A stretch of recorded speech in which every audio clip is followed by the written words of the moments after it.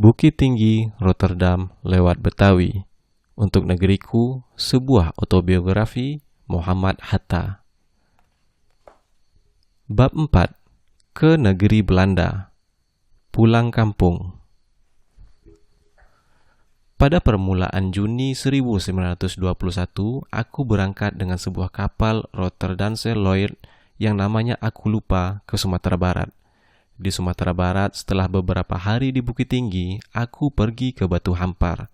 Seperti biasa, aku diterima dengan baik. Tetapi kurasakan juga bahwa ayah gayekku Arsyad tidak begitu gembira mendengar aku akan berangkat ke Nederland. Ayah Ahmad juga mengatakan keberatannya. Kapan lagi segala usaha ditunjukkan kepada akhirat, katanya. Tetapi ia tak dapat menghalangi aku berangkat ke Rotterdam. Pada masa itu, terlontar juga beberapa kali dari berbagai pihak ucapan, sudah takdir, kekuasaan di tangan Allah. Ayah gayekku banyak memberi nasihat. Waktu pamitan dengan aku serasa terlinang air matanya, suatu hal yang sebelum itu tidak pernah terjadi. Selama di Sumatera Barat, kira-kira sebulan lamanya, aku seringkali ditemani oleh sahabat lamaku, Zainuddin, yang pada waktu itu duduk di kelas 3 Mulo. Ayahnya, Haji Rashid, seorang saudagar besar di Pasar Gadang. Kukenal sejak aku masih tinggal di Padang. Ia juga rapat hubungannya dengan Taher Marah Sultan, sekretaris Serikat Usaha. Zainuddin adalah seorang anak muda yang banyak mempunyai cita-cita, banyak condong kepada pendirianku dalam gerakan JSB. Kepadanya, kuanjurkan supaya ia menyusuli aku kemudian ke negeri Belanda apabila pelajarannya di Mulo sudah tamat.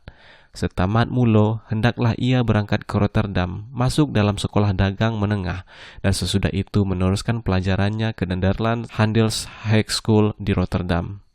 Ia setuju dengan anjuranku itu, dan dia akan berusaha mempengaruhi ayahnya. Dia dan aku beserta 3 orang teman lainnya mengunjungi beberapa kota dan daerah Sumatera Barat dengan membuat berbagai gambar di beberapa tempat yang indah dan tempat yang bersejarah. Kerukunan Orang Minangkabau atau KOM. 2 hari sebelum berangkat ke Rotterdam, aku tinggal di Padang. 2-3 kali diadakan pembicaraan dengan Engku Taher Marah Sultan, bercakap-cakap dan bertukar pikiran tentang berbagai hal yang dianggap penting. Sedikit mendalam pembicaraan kami mengenai organisasi dagang di Padang yang disertai pula oleh beberapa saudagar terkemuka di Pasar Gadang, antara lain Basa Bandaro dan Haji Rashid. Pada waktu itu yang menjadi buah bibir adalah kedudukan suatu perusahaan dagang yang bernama KOM. Kalau aku tidak salah, nama penuhnya ialah Kerukunan Orang Minangkabau, yang 3 tahun sebelum itu didirikan dengan modal sebanyak 500.000. Perusahaan itu akan memperniagakan barang-barang hutan yang ditanam di Sumatera Barat. Sebagai direktur dipilih seorang yang berasal dari Pariaman, yang baru tamat sekolah pertanian tinggi di Wageningen. Namanya Bagindo Zainuddin, yang kemudian pada zaman Republik Indonesia pertama pernah menjadi Menteri Kemakmuran dalam Kabinet Syahrir. Bagindo Zainuddin mulanya murid sekolah raja di Bukit Tinggi. Setelah menempuh ujian guru, ia meneruskan pelajarannya ke negeri Belanda untuk mencapai akta guru Belanda. Tetapi karena pecah Perang Dunia I, ia tidak dapat pulang dan meneruskan pelajarannya ke Sekolah Tinggi Pertanian di Wageningen dengan melalui Staatsexamen. Kira-kira dalam tahun 1919, ia kembali ke Sumatera Barat. Ia sudah ditempatkan oleh pemerintah Hindia Belanda pada Dinas Pertanian. Pada waktu itu, beberapa orang di Sumatera Barat sedang sibuk mengadakan suatu perkumpulan dagang guna memajukan hasil pertanian yang dijual ke luar negeri.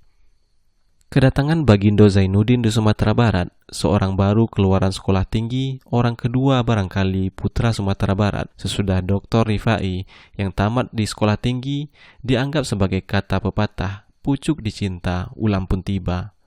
Ia ditawari menjadi direktur perusahaan baru itu. Engku Basa Bandaro, saudagar pionir berasal dari Baninjau, yang mendesak Bagindo Zainuddin menerima jabatan yang ditawarkan itu. Dengan tiada pikir panjang, ia menerima tawaran itu dan ia mengundurkan diri dari pengangkatan pemerintah sebagai Landbouw Consulent. Setelah menjadi direktur perusahaan KOM, Bagindo Zainuddin menghadapi berbagai macam kesukaran dalam segala hal yang diperlukan oleh suatu organisasi dagang. Berbagai masalah timbul, masalah administrasi, masalah pembukuan, dan masalah politik perniagaan. Ia merasa bahwa ia seorang yang dididik dalam ilmu pertanian, tetapi belum lagi menjadi seorang ahli. Apalagi percaturan perniagaan belum lagi dikuasainya. Pembantu administrasi yang berpengalaman pun sukar didapatkannya. Sesudah 1 tahun ia memimpin KOM, ternyata bahwa perusahaan itu tidak ada memperoleh keuntungan, malahan menderita kerugian sebanyak 250.000. Banyak jual beli yang tidak dapat dipertanggungjawabkan. Beberapa peserta bertindak meminta pertanggungjawaban direksi. Akhirnya, Bagindo Zainuddin diajukan kepada yang berkuasa. Karena administrasi tidak beres, ia dituduh menggelapkan uang, tetapi penggelapan itu tidak pernah dapat dibuktikan. Setelah sekian lama ditahan dan diadukan ke muka pengadilan, akhirnya ia dibebaskan. Banyak kesalahan diperbuatnya, tetapi bukan kecurangan. Waktu aku 2 hari di Padang, masalah itu ditinjau kembali.